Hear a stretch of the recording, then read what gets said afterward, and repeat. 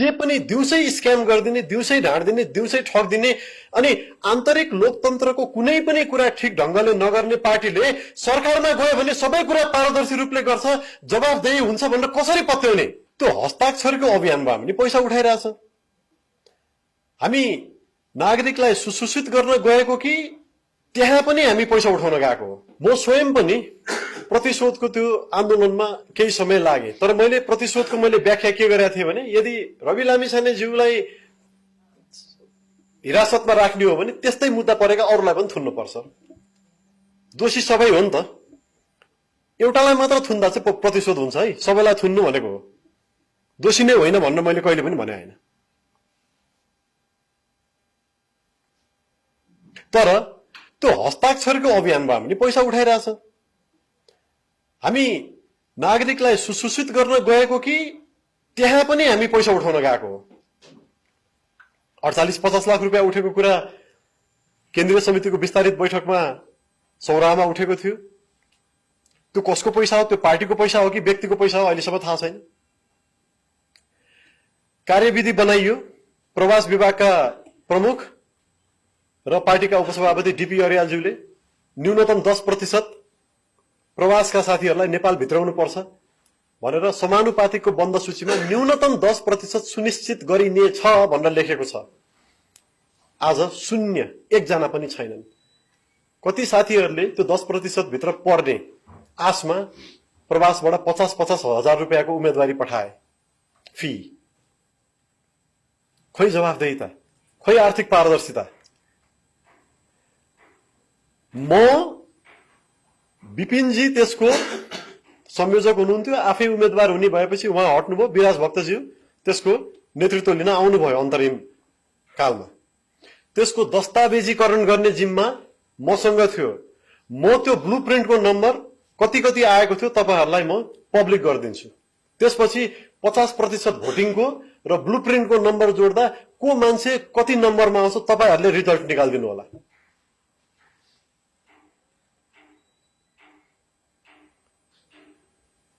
भोटिङको number आयो, बाँकी घर दैलो ब्लुप्रिन्टको पोलिटिकल प्रोक्सिमिटीको नम्बर खोइ नम्बरै नदेखाइकन फाइनल रिजल्ट निकाल्ने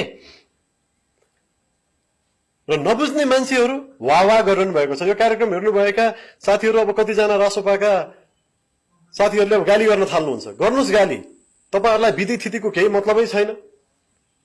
देश बन्नु पर्यो भन्ने चाहिँ छ, तर विधि थिति केही पनि चाहिँदैन। यसरी बन्छ देश? रूपन्देहीमा के भयो?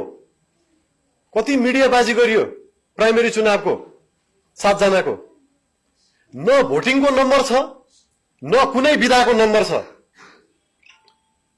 जाँच लिइसकेपछि म्याथ, साइन्स, इंग्लिश, नेपालीमा कति नम्बर आयो भनेर देखाउनु पर्दैन?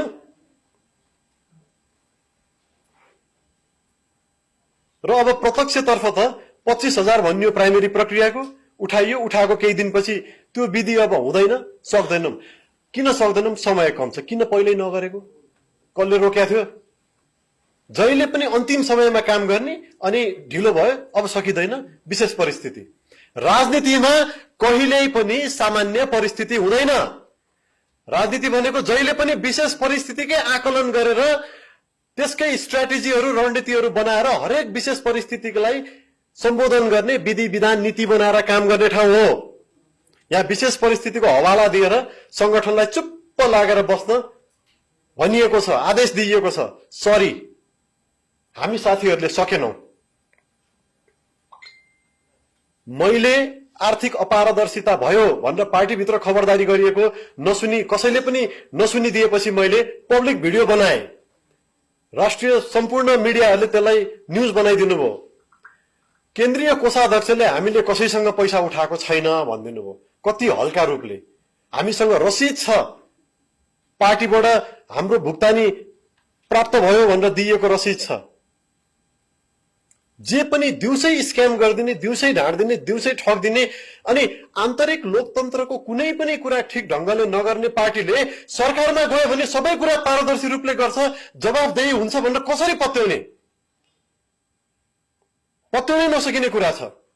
यो खबरदारी गर्दाखेरि जति गाली खान पर्यो नि खान्छु, तर 13 पुस्ता नेपाली सेना र देशको प्रशासनमा काम गरेको फकत सिंह, रामकृष्ण कुँवर, धीर शमशेर देव शमशेर हुँदैको 13 पुस्ताको नेपाली सेनाको रगत बगेको म प्रणय राणा म ढाँट्न सक्दिन।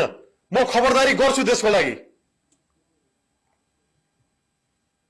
मेरो लागि पार्टी भन्दा ठूलो नीति हो, नीति भन्दा ठूलो देश हो।